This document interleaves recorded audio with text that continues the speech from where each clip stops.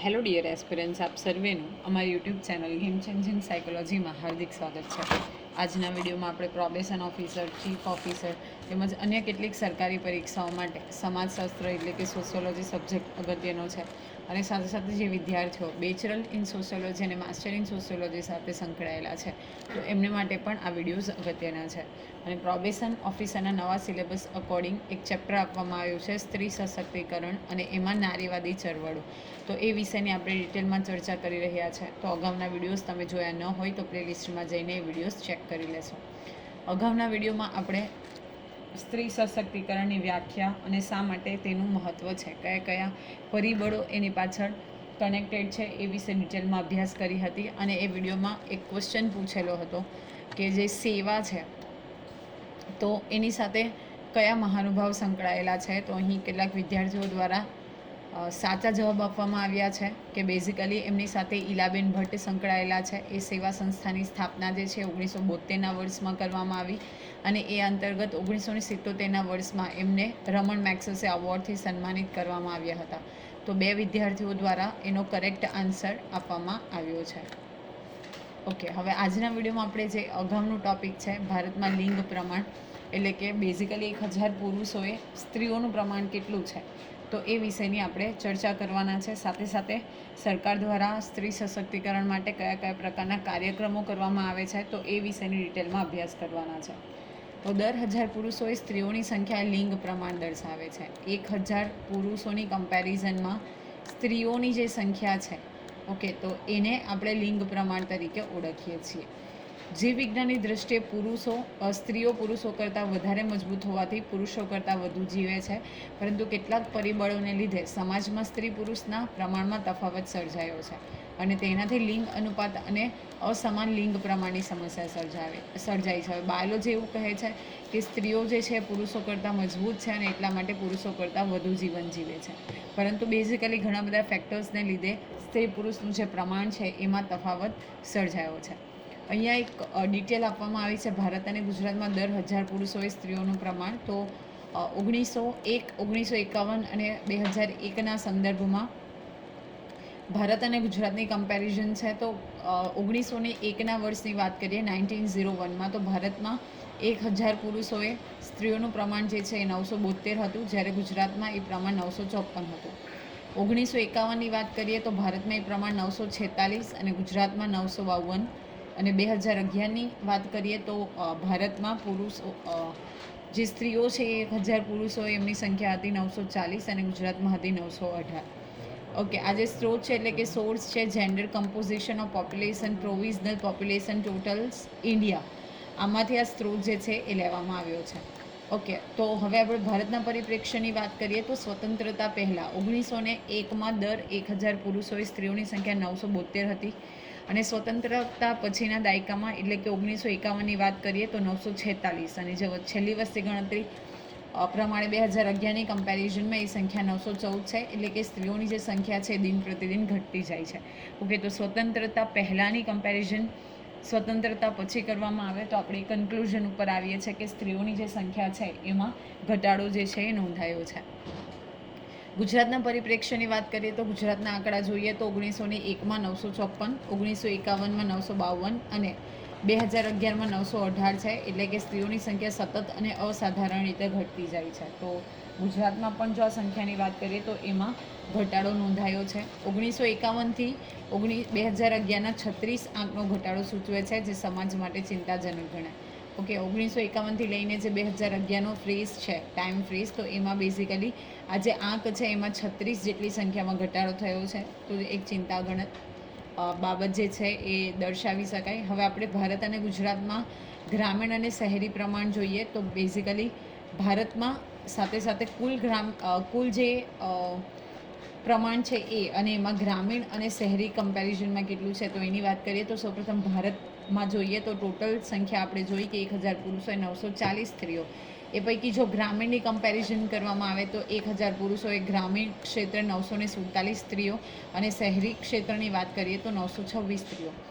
ગુજરાતની વાત કરીએ તો ટોટલ 918 જે લિંગ પ્રમાણ છે તો એમાં ગ્રામીણમાં 1000 પુરુષો હોય, 947 સ્ત્રીઓ, અને શહેરની વાત કરીએ તો ફક્ત 880 સ્ત્રીઓ જે છે એ નોંધાઈ છે. અને આ રેફરન્સ છે વસ્તી ગણતરી ભારત અને ગુજરાત 2011 પ્રમાણે.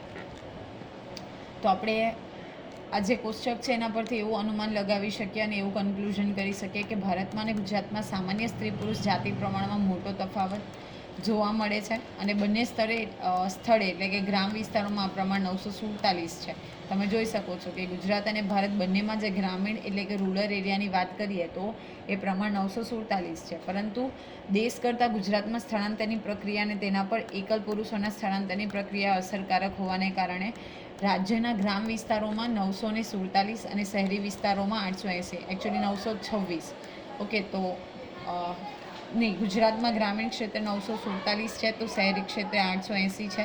તો રાજ્યના એટલે કે ગુજરાત રાજ્યના જે ગ્રામ વિસ્તારો છે એમાં 947 આ પ્રમાણ છે, જ્યારે શહેરી વિસ્તારોમાં 880, જે ખૂબ મોટો તફાવત આપણે જોઈ શકીએ.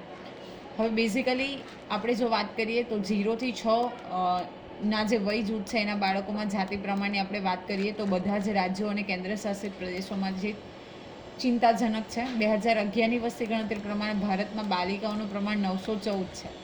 આ પ્રમાણ જે છે ગુજરાતમાં 890 છે. સૌથી વધારે પ્રમાણ મિઝોરમમાં 971 છે, જ્યારે સૌથી ઓછું પ્રમાણ પંજાબમાં 846 છે. તો આ સ્ટેટ ફોરવર્ડ ઇન્ફોર્મેશન છે, તમારે યાદ રાખવાની છે કે ભારતમાં ટોટલ આપણે 0 થી 6 એજ ગ્રુપની કન્સિડર કરીએ તો જે ગર્લ્સ છે તો એ 914 છે. ગુજરાતમાંની વાત કરીએ તો એમાં 890, અને સૌથી વધુ જો પ્રમાણ હોય તો એ મિઝોરમમાં છે 971, અને સૌથી ઓછું પ્રમાણ જે છે પંજાબમાં નોંધાયું છે, દેટ ઇઝ ઓનલી 846. ભારતના વિવિધ રાજ્યોમાં સ્ત્રી પુરુષના વધતા અને ઘટતા પ્રમાણ સમાજમાં જાતિલિંગની અસમાનતા ઊભી કરે છે, જેના માટે કુદરતી જૈવિક પરિબળો, સ્થળાંતર, સ્ત્રીઓ પ્રત્યેનો સામાજિક સાંસ્કૃતિક દૃષ્ટિકોણ જવાબદાર છે. પ્રત્યેક રાજ્ય આ અસમાનતા દૂર કરવા માટે અનેકવિધ કાર્યક્રમો અને યોજના ઘડીને અસરકારક પ્રમાણ ઉપર એનો અમલ કરવા ઉપર ભાર મૂકે છે. તો જે અસમાનતા છે તો એમાં જૈવિકીય બાબતો જે છે, બાયોલોજિકલ ફેક્ટર્સ, સાથે સાથે સ્થળાંતર એટલે કે માઇગ્રેશન, અને સ્ત્રીઓ પ્રત્યેનો જે સાંસ્કૃતિક અને સામાજિક દૃષ્ટિકોણ છે, મેન્ટાલિટી છે, તો એ પણ સમહાવ રિસ્પોન્સિબલ છે. આપણે અગાઉના વિડીયોમાં પણ આ બાબતે ડિટેલમાં ચર્ચા કરી હતી. હવે આપણે જોઈએ આ વુમન એમ્પાવરમેન્ટ એટલે કે સ્ત્રી સશક્તિકરણ માટેના કેટલાક પ્રોગ્રામ્સ વિશે. તો ભારતના બંધારણના આમુખ મૂળભૂત અધિકારો, મૂળભૂત ફરજો અને માર્ગદર્શક સિદ્ધાંતમાં જાતિ સમાનતા એટલે કે જેન્ડર ઇક્વાલિટીનો ઉલ્લેખ કરાયેલો છે. દેશનું બંધારણ મહિલાઓને સમાનતા આપે છે એટલું જ નહીં, પરંતુ રાજ્યની મહિલાઓની તરફેણમાં વિધેયાત્મક પગલાં લેવાની પણ સત્તા આપે છે. તો આપણે ભારત દેશના આમુખની વાત કરીએ, મૂળભૂત અધિકારો એટલે કે આપણા જે ફંડામેન્ટલ રાઇટ્સ છે, મૂળભૂત ફરજો, ફંડામેન્ટલ ડ્યુટીઝ છે, અને ડીપીએસપી એટલે કે directive principles of state policy, તો એમાં જાતીય સમાનતા એટલે કે જેન્ડર ઇક્વાલિટીનો ઉલ્લેખ કરવામાં આવ્યો છે. અને એટલા માટે આપણા ભારત દેશનું બંધારણ જે છે મહિલાઓને સમાનતા તો આપે જ છે, પરંતુ જે તે રાજ્યની જે મહિલાઓ છે તો એની તરફેણમાં પણ પોઝિટિવ સ્ટેપ્સ લઈ અને એમના ડેવલપમેન્ટ માટેની પણ સત્તા આપવામાં આવી છે. સ્વતંત્રતા બાદ ભારતની વિકાસ નીતિમાં પંચવર્ષીય યોજનામાં સ્ત્રી સશક્તિકરણ માટેના વિવિધ કાર્યક્રમોને સમર્થન મળે છે. એમાં પણ આપણે 5મી પંચવર્ષીય યોજનાના સમયની વાત કરીએ તો 1974થી લઈને 1978ના વર્ષમાં યોજાયેલ આંતરરાષ્ટ્રીય મહિલા વર્ષ 1975. આ ખાસ યાદ રાખવાનું છે કે આંતરરાષ્ટ્રીય મહિલા વર્ષ તરીકે કયા વર્ષને ઉજવવામાં આવ્યું હતું, તો 1975. મહિલા શતાબ્દી એટલે કે ડિકેડ, 10 વર્ષનો ગાળો 1976થી લઈને 1985 એ આ સ્ત્રી સશક્તિકરણને સમર્થન આપે છે. 1990માં ભારતની સંસદે કાયદાથી મહિલાઓ માટે રાષ્ટ્રીય કમિશનની રચના કરી. 1993માં મહિલાઓ સામેના તમામ પ્રકારની ભેદભાવની નાબૂદીમાં સંમેલનો થયા, અને ત્યારબાદ મહિલાઓની સમસ્યાઓના સંદર્ભમાં સ્વૈચ્છિક સંસ્થાઓએ પણ મહિલા સશક્તિકરણ માટે મહત્ત્વની ભૂમિકા ભજવી. તો 1990ના વર્ષમાં ભારતની સંસદ જે છે એ મહિલાઓ માટે કાયદો બનાવે છે અને કાયદાકીય રીતે રાષ્ટ્રીય કમિશનની રચના કરવામાં આવે છે. પ્લસ 1993માં મહિલાઓ સામેના તમામ પ્રકારના જે ભેદભાવ છે એની નાબૂદી માટેના સંમેલનો પણ થાય છે, અને ત્યારબાદ કેટલાક NGOs છે, ઓકે, નોન ગવર્મેન્ટ ઓર્ગેનાઇઝેશન, તો એ પણ મહિલા સશક્તિકરણ માટે મહત્ત્વની ભૂમિકા જે છે અદા કરી છે. હવે આપણે જોઈએ શૈક્ષણિક કાર્યક્રમો. તો મહાત્મા ગાંધીજીએ કહેલું કે જો તમે એક છોકરાને શિક્ષણ આપો છો તો તમે એક વ્યક્તિને શિક્ષણ આપો છો, પરંતુ જો તમે એક છોકરીને શિક્ષણ આપો છો તો તમે આખા કુટુંબને શિક્ષણ આપો છો. તો આ સ્ટેટમેન્ટ યાદ રાખવાનું છે.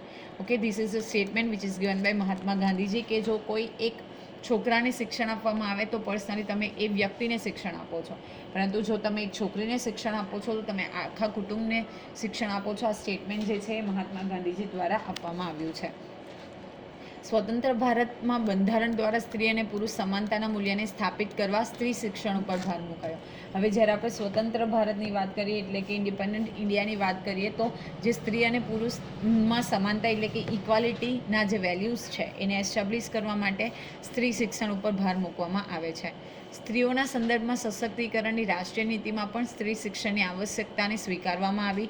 સ્ત્રી શિક્ષણને વેગ આપવા ભારત સરકાર તરફથી અનેક કાર્યક્રમો પણ હાથ ધરવામાં આવ્યા અને ગુજરાતમાં પણ કેટલાક જે કાર્યક્રમો છે એ હાથ ધરવામાં આવ્યા. તો સૌપ્રથમ આપણે ગુજરાતના સંદર્ભની વાત કરીએ તો કન્યા કેળવણી રથયાત્રા, તો જેમાં પ્રાથમિક શિક્ષણમાં કન્યાઓનો પ્રવેશ દર વધારવા તેમજ પ્રાથમિક શિક્ષણની ગુણવત્તામાં સુધારો કરવા શાળા પ્રવેશોત્સવ સમગ્ર રાજ્યમાં લોક ભાગીદારીથી કરવામાં આવે છે. તો આ યાદ રાખવાનું છે, કન્યા કેળવણી રથયાત્રા. ઓકે, પ્રાથમિક શિક્ષણની જો આપણે વાત કરીએ એટલે કે પ્રાઇમરી એજ્યુકેશનમાં, તો ત્યાં જે ગર્લ્સ છે તો એનું જે પ્રવેશ દર છે એટલે કે એડમિશન રેટ જે છે, ઓકે, તો એ અને સાથે સાથે શિક્ષણની જે ક્વોલિટી છે, એજ્યુકેશનની ક્વોલિટી છે, એમાં સુધારો કરવા માટે દર વર્ષે ગુજરાત સરકાર દ્વારા શાળા પ્રવેશોત્સવ જે સમગ્ર રાજ્યમાં છે એ કરવામાં આવે છે. નેક્સ્ટ છે તેજસ્વી વિદ્યાર્થીઓનું સન્માન. ધોરણ 10 અને ધોરણ બોર્ડની પરીક્ષામાં મહેનત ધગસથી બોર્ડમાં ક્રમાંક મેળવનાર વિદ્યાર્થીઓને સન્માનિત કરી વિશેષ શિષ્યવૃત્તિ આપવામાં આવે છે. આવા વિદ્યાર્થીઓ સાથે વાર્તાલાપ યોજી અન્ય વિદ્યાર્થીઓને ખાસ કરીને કન્યાઓનું શિક્ષણ પ્રત્યે રસ જાગૃત કરવામાં આવે છે. કે ધોરણ 10 અને ધોરણ 12ની જે બોર્ડની પરીક્ષા લેવામાં આવે છે તો એમાં ક્રમાંક મેળવનાર વિદ્યાર્થીઓને સન્માનિત કરવામાં આવે છે. સાથે સાથે એમને વિશિષ્ટ સ્કોલરશિપ પણ આપવામાં આવે છે, જેથી કરીને અન્ય વિદ્યાર્થીઓને પણ એમાંથી મોટિવેશન મળી રહે. સર્વ શિક્ષા અભિયાન SSA, સ્ત્રી શિક્ષણને વેગ આપવા માટે સર્વ શિક્ષા અભિયાન હેઠળ કન્યા કેળવણી અંગેના જાગૃતિ કાર્યક્રમો યોજવામાં આવે છે અને પ્રચાર અને પ્રસાર માધ્યમોનો પણ ભરપૂર જે છે એ ઉપયોગ કરવામાં આવે છે. તો SSA હેઠળ કન્યા કેળવણી અંગે ભાર મૂકવામાં આવે છે. સાથે સાથે કન્યા કેળવણી જાગૃતિ અંગેના કાર્યક્રમો કરવામાં આવે છે અને પ્રચાર અને પ્રસાર માધ્યમોનો ઉપયોગ પણ કરવામાં આવે છે, જેથી કરીને બીજાને ઇન્ફોર્મેશન મળી રહે. ઓકે, નેક્સ્ટ છે શાળા લોક અર્પણ અથવા તો શાળા લોકાર્પણ. તો ખાસ કરીને કન્યાઓ શિક્ષણથી વંચિત ન રહી જાય તે માટે અંતરિયાળ ગામોમાં શાળા સ્થાપી અને શાળામાં સાધનો સગવડો વધારી તેના લોકાર્પણ કાર્યક્રમ દ્વારા સ્ત્રી શિક્ષણને વેગ આપવામાં આવે છે. ઓકે, ખાસ કરીને જે કન્યાઓ છે, ઓકે, ગર્લ્સ છે, તો એ શિક્ષણથી વંચિત ન રહી જાય એટલા માટે જે એકદમ બેકવર્ડ એરિયાઝ છે, અંતરિયાળ ગામો છે, રૂરલ એરિયાઝ છે, તો ત્યાં બેઝિકલી શાળા સ્થાપન કરવામાં આવે છે, સાધન સગવડો વધારવામાં આવે છે અને સાથે સાથે જે શાળાનું લોકાર્પણ કરી અને સ્ત્રી શિક્ષણને વેગ આપવામાં આવે છે. નેક્સ્ટ છે સાયકલ વિતરણ. તો ઉચ્ચ પ્રાથમિક શાળામાં અભ્યાસ કરવાની ઈચ્છા ધરાવતી કન્યાઓને ગામથી 3 કિલોમીટરના અંતરે આવેલી શાળામાં જવા માટે સાયકલ વિતરણ કાર્યક્રમ દ્વારા કન્યા કેળવણીમાં અવરોધરૂપ બનતી પરિસ્થિતિને દૂર કરવાનો પ્રયત્ન કરવામાં આવે છે. પ્લસ જે ઉચ્ચ પ્રાથમિક શાળા એટલે કે ધોરણ 8માં અભ્યાસ કરવાની જે કોઈક ઈચ્છા ધરાવતી કન્યાઓ છે તો ગામથી 3 કિલોમીટર દૂર જો શાળા આવેલી છે તો ત્યાં જવા માટે સાયકલનું વિતરણ કરવામાં આવે છે, જેથી કરીને જે ટ્રાન્સપોર્ટેશન ઇસ્યુઝ છે તો એ પ્રોબ્લેમને આપણે સોર્ટ આઉટ કરી શકીએ. નેક્સ્ટ છે અનાજનું વિતરણ એટલે કે ડિસ્ટ્રીબ્યુશન ઓફ ગ્રેઇન્સ. તો આદિવાસી વિસ્તારની ધોરણ 1 થી 7માં ભણતી અને 70% હાજરી નોંધાવતી કન્યાઓને પ્રોત્સાહિત કરવા તેમજ વાલીઓના સ્ત્રી શિક્ષણ પ્રત્યેના હકારાત્મક વલણને વેગ આપવા વિનામૂલ્ય અનાજ વિતરણના કાર્યક્રમ યોજીને આદિવાસી વિસ્તારોમાં શાળાનો ડ્રોપ આઉટ રેશિયો ઘટાડવામાં આવે છે. ડ્રોપ આઉટ રેશિયો એટલે કે વચ્ચેથી શાળાનું જે શિક્ષણ છે એ છોડી દેવું. તો સ્પેશિયલી જે આદિવાસી વિસ્તારની 1 થી 7માં ભણતી જે વિદ્યાર્થિનીઓ છે એટલે કે છોકરીઓ છે અને જેઓ 70% જેટલી હાજરી નોંધાવે છે વર્ષ દરમિયાન, તો એને પ્રોત્સાહિત કરવા માટે અને સાથે સાથે પોઝિટિવ જે એટીટ્યૂડ છે એના માટે સરકાર શું કરે છે, વિનામૂલ્યે અનાજ વિતરણ કાર્યક્રમ યોજે છે, જેથી કરીને જે ડ્રોપ આઉટ રેશિયો છે એ ઘટાડી શકાય. હવે બેઝિકલી આ ફ્રેઝની આપણે વાત કરીએ તો ઘણા બધા એવા આદિવાસી વિસ્તારો છે કે જ્યાં પ્રોપરલી અનાજની ફેસિલિટી પણ ન હોય, તો જો આવી રીતે અનાજનું વિતરણ કરવામાં આવે તો જે ગર્લ્સ છે એનું એજ્યુકેશનને આપણે પ્રોત્સાહિત કરી શકીએ. Plus on the another side they can able to get the grain. તો આ પોઝિટિવ ઇફેક્ટ જે છે એ ક્રિએટ કરે છે. તદુપરાંત શિક્ષણનો અધિકાર એટલે કે RT, રાઇટ ટુ એજ્યુકેશન, સપ્તધારા, ગુણોત્સવ વગેરે સંબંધિત જાણકારી આપતા કાર્યક્રમો યોજી તેમાં પણ કન્યા કેળવણી ઉપર ભાર મૂકવામાં આવે છે. તો RT એટલે કે રાઇટ ટુ એજ્યુકેશન દ્વારા કમ્પલસરી પ્રાઇમરી જે એજ્યુકેશનનો રાઇટ છે તો એના દ્વારા ધારા દ્વારા ગુણોત્સવ દ્વારા આ બધા કાર્યક્રમો યોજીને પણ જે આ કન્યા કેળવણી એટલે કે ગર્લ્સ એજ્યુકેશન છે એની ઉપર ફોકસ કરવામાં આવે છે. નેક્સ્ટ છે આર્થિક કાર્યક્રમો. તો સ્ત્રી સશક્તિકરણ માટે આર્થિક સ્વાતંત્ર્ય અનિવાર્ય છે. આર્થિક સ્વાવલંબન વ્યક્તિને સામર્થ્યવાન બનાવે છે અને સ્ત્રીઓના આર્થિક સ્વાવલંબન માટે પણ રાષ્ટ્રીય નીતિમાં ભાર મૂકવામાં આવ્યો છે. તો એ પૈકી આપણે આર્થિક કાર્યક્રમોની વાત કરીએ તો સ્ત્રીઓને જાગૃત કરી અને સામર્થ્યવાન બનાવવાના પ્રયત્ન કરવામાં આવે છે. એમાં અસંગઠિત ક્ષેત્રમાં કામ કરતી સ્ત્રીઓને રોજગારીની તકો વિશે માહિતી, જેનું સંગઠન નથી. ફોર એક્ઝામ્પલ, જે લેબર વર્ક કરે છે તો એનું કોઈ સંગઠન નથી, તો એવા ક્ષેત્રમાં જે કામ કરતી સ્ત્રીઓ છે તો એને રોજગારીની તકો વિશે માહિતી આપવામાં આવે છે. સમાન વેતન અંગેની જાણકારી. ઓકે, મેલ હોય કે ફિમેલ હોય બંનેને સમાન વેતન મળવું જોઈએ તો એ અંગેની જાણકારી જે છે પ્રોવાઈડ કરવામાં આવે છે. મહિલાઓને બચત સંબંધિત જાણકારી. ઓકે, કેવી રીતે ધિરાણ કરવામાં આવે એટલે કે અને સાથે સાથે કેવી રીતે બચત કરવું તો એ અંગેની જાણકારી આપવામાં આવે છે. આર્થિક કાર્યોની અસમાન વહેંચણીની નાબૂદી. જે આર્થિક કાર્ય એટલે કે જે પૈસા સાથે સંકળાયેલા કાર્ય છે તો એને પણ અસમાન વહેંચણી કરવામાં આવે તો એ અંગેની નાબૂદી. નિર્ધારિત સમયના કામના કલાકો વિશેની જાણકારી. ઓકે, વધારે પડતું કામ કરાવવામાં ન આવે, ચોક્કસ જે ફિક્સ કરેલા અવર્સ છે તો એ આવર્સમાં જ કામ કરાવવામાં આવે તો એ સમય વિશેની પણ જાણકારી મહિલાઓને આપવામાં આવે છે. કામના સ્થાને સલામતીભર્યા વાતાવરણ માટેની કાયદાકીય જોગવાઈ સંબંધિત જાણકારી. જે તે સ્થળે કામ કરતી જે મહિલાઓ છે તો એની ત્યાં સલામતી સેફટી મેન્ટેન રહે તો એ માટેની જાણકારી. સંગઠિત ક્ષેત્રોમાં અર્થ ઉપાર્જન એટલે કે પૈસા કમાવા માટે જરૂરી લાયકાતની માહિતી. તો આ પ્રકારના જે કાર્યક્રમો છે તો એ યોજીને પણ સ્ત્રીઓનું આર્થિક સશક્તિકરણ કરવામાં આવે છે. હવે ગુજરાતના પરિપ્રેક્ષ્યની વાત કરીએ તો ગુજરાતમાં પણ આવા ઘણા બધા કાર્યક્રમો કરવામાં આવે છે. તો સૌપ્રથમ તાલીમ વર્ગો. તો ઘર આંગણે શાકભાજી ઉગાડવા, કેનિંગ તેમજ કિચન ગાર્ડનિંગ અંગેના તાલીમ વર્ગો દ્વારા સ્ત્રીઓને ડેમોન્સ્ટ્રેશન દ્વારા તાલીમ આપી અને પગભર બનાવવાના પ્રયત્નો થાય છે. કે ડેમો આપવામાં આવે છે કે કેવી રીતે શાકભાજી ઉગાડી શકાય, કેવી રીતે કિચન ગાર્ડનિંગ કરી શકાય. તો એ બધી વસ્તુઓ જે છે એના કાર્યક્રમો જે ગુજરાત સરકાર દ્વારા ચલાવવામાં આવે છે. નેક્સ્ટ છે વ્યવસાયના ક્ષેત્રો. તો સ્ત્રીઓને સંગઠિત અને અસંગઠિત વિભાગના વ્યવસાયો અને રોજગારી વિશે માહિતી આપતા કાર્યક્રમોમાં સામેલ કરી અને કૌશલ્ય વર્ધનને વેગ આપવામાં આવે છે. સંગઠિત અને અસંગઠિત જે વ્યવસાયો છે તો એના વિશે પણ માહિતી પૂરી પાડવામાં આવે છે. પ્રદર્શન અને વેચાણ. તો રાજ્ય કક્ષાએ પ્રદર્શન વેચાણ કાર્યક્રમો દ્વારા સ્વરોજગાર, નાના કે કુટીર ઉદ્યોગ સાથે સંકળાયેલી સ્ત્રીઓને પ્રોત્સાહિત કરવામાં આવે છે. હુન્નરથી રોજગારનો હેતુ તેમાં કેન્દ્ર સ્થાને છે. જે સ્કિલ્સ છે દેટ ઇઝ હુન્નર, તો એમાંથી કેવી રીતે રોજગારીની પ્રાપ્તિ કરી શકાય તો એમાં એ જે હેતુ છે એ કેન્દ્ર સ્થાને રહેલો છે. નેક્સ્ટ છે કૃષિ રથ મેળા. તો કૃષિ સાથે સંકળાયેલી સ્ત્રીઓને સામેલ કરી અને કૃષિ સંબંધિત વૈજ્ઞાનિક જાણકારી આપવામાં આવે છે જેથી ઉત્પાદનની માત્રામાં વધારો કરી ઓછા શ્રમે તે વધુ રોજગારી મેળવી શકે. ઓકે, ઇવન સરકાર જે છે ડ્રોનનો ઉપયોગ કરીને કેવી રીતે ખેતી કરી શકાય, કેવી રીતે જે સંકરણ જાતિના બિયારણોનો ઉપયોગ કરીને ખેતી કરી શકાય તો એ તમામ માહિતી જે છે એ વૈજ્ઞાનિક રીતે માહિતી આપવામાં આવે છે. સ્ત્રી જૂથ અને રોજગાર કાર્યક્રમ. તો સ્ત્રીઓના આર્થિક સ્વાવલંબનને વેગ આપવા માટે સખી મંડળો સ્ત્રી જૂથોને સરકારની વિવિધ જાણકારી આપવા માટે અનેક કાર્યક્રમો યોજવામાં આવે છે, જેમાં ખાસ કરીને બજાર વ્યવસ્થા, ધિરાણની યોજના, બચત યોજના વગેરે. ઓકે, કેવી રીતે લોન પ્રાપ્ત કરી શકાય તો એના માટે જે સરકાર છે સ્ત્રીઓને ઓછા વ્યાજના દરે લોન આપે છે, સાથે સાથે એમના માટેની જે બચત યોજનાઓ છે તો આ પ્રકારની પણ માહિતી આપવામાં આવે છે. નેક્સ્ટ છે આરોગ્યલક્ષી કાર્યક્રમો. તો ભારત સરકારની સ્ત્રી સશક્તિકરણની રાષ્ટ્રીય નીતિમાં સ્ત્રીઓના આરોગ્ય પ્રત્યે ભાર મૂકવામાં આવ્યો છે. ઓકે, એમાં સામાજિક બદીઓ અને સ્ત્રી સ્વાસ્થ્ય. તો સમાજના કુરિવાજોથી સ્ત્રીના કથળતા આરોગ્ય અંગે જાણકારી આપતા કાર્યક્રમો યોજવામાં આવે છે. દાખલા તરીકે બાળ લગ્નથી આરોગ્ય અને જોખમ, ગેરકાયદેસર જાતિ પરીક્ષણથી શરીરને થતું નુકસાન વગેરે. ઓકે, તો બાળ લગ્નથી સાથે સાથે જે ઇલીગલી જાતીય પરીક્ષણ કરાવવામાં આવે છે તો એને શરીરને લગતું જે નુકસાન છે એ અંગે સ્ત્રીઓને માહિતગાર કરવામાં આવે છે. માતૃ કલ્યાણના કાર્યક્રમો. તો બેઝિકલી બાળ ઉછેર સંબંધિત વૈજ્ઞાનિક જાણકારી આપી અને સ્ત્રીઓના આરોગ્યનું જતન કરવામાં આવે છે. કુટુંબ કલ્યાણ કાર્યક્રમો. તો કુટુંબના મર્યાદિત કદ સહિત બાળકના કલ્યાણ સંબંધિત કાર્યક્રમો વિશે પણ માહિતી આપવામાં આવે છે. પોષણક્ષમ આહારને લગતા કાર્યક્રમો. તો બેઝિકલી સ્ત્રીઓના કુપોષણની માત્રાને ઘટાડવા માટે ન્યુટ્રિશન વીક દ્વારા પોષણક્ષમ આહારની જાણકારી આપતા કાર્યક્રમો ઘડવામાં આવે છે, જેમાં રોગપ્રતિકારક શક્તિ અને શક્તિવર્ધક આહાર વિશે જાગૃતિ લાવવાના પ્રયત્ન કરવામાં આવે છે.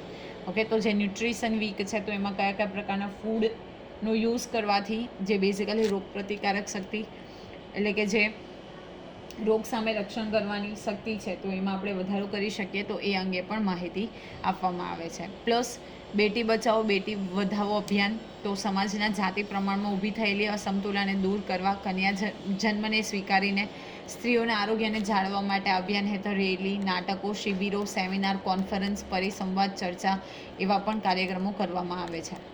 નેક્સ્ટ છે જાગૃતિ કાર્યક્રમો. તો સ્ત્રી સ્વાસ્થ્ય સંબંધિત સંકુચિત માનસમાં પરિવર્તન લાવવા જાગૃતિ અંગેના કાર્યક્રમો કરવામાં આવે છે. ખાસ કરીને ગ્રામીણ અને આદિવાસી વિસ્તારોમાં સ્ત્રીઓના આરોગ્યને લગતા લોકમાનસમાં બદલાવ લાવવા માટે આરોગ્ય કેન્દ્રની સુવિધા વધારી સ્વાસ્થ્ય અધિકારીઓ દ્વારા જનજાગૃતિના કાર્યક્રમો.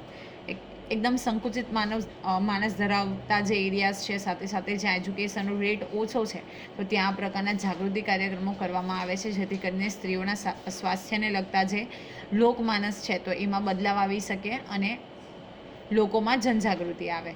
તો બેઝિકલી સ્ત્રી સશક્તિકરણ માટે શૈક્ષણિક, આર્થિક અને આરોગ્યલક્ષી કાર્યક્રમો છે એ સરકાર દ્વારા ચલાવવામાં આવે છે અને પ્રયત્ન પણ કરવામાં આવે છે, જેમાં સરકારી, બિનસરકારી અને કેટલીક સ્વાયત્ત સંસ્થાઓ છે તો એ પણ પોતાનો ફાળો આપે છે. હવે છે કલ્યાણકારી યોજનાઓ. તો બેઝિકલી ભારતના બંધારણમાં સર્વના કલ્યાણની બાબત અભિપ્રેત છે. રાષ્ટ્ર તેમજ રાજ્યની નીતિઓમાં નાગરિકોના કલ્યાણ સંબંધિત યોજનાઓની જોગવાઈ પર ભાર મુકાયો છે. તો સર્વનું કલ્યાણની બાબત આપણા બંધારણમાં અભિપ્રેત છે, બંધારણનો મૂળભૂત આધાર છે. તો એને આધારે દરેક જે રાજ્યની નીતિઓ છે તો એમાં પણ નાગરિક સંબંધિત કલ્યાણની જોગવાઈ ઉપર ભાર મૂકવામાં આવ્યો છે. તો આશા રાખું છું કે આજના વિડીયોમાં આપણે જે ડિટેલમાં ડિસ્કશન કરીએ એમાં તમને સમજ પડી હશે. વિડીયો પસંદ પડે તો વિડીયોને લાઇક કરી અને શેર કરવાનું ભૂલશો નહીં. અને આવા જ વધુ વિડીયોની અપડેટ્સ મેળવવા માટે even you can subscribe our YouTube channel game changing psychology. Thank you for watching the video. Have a nice day.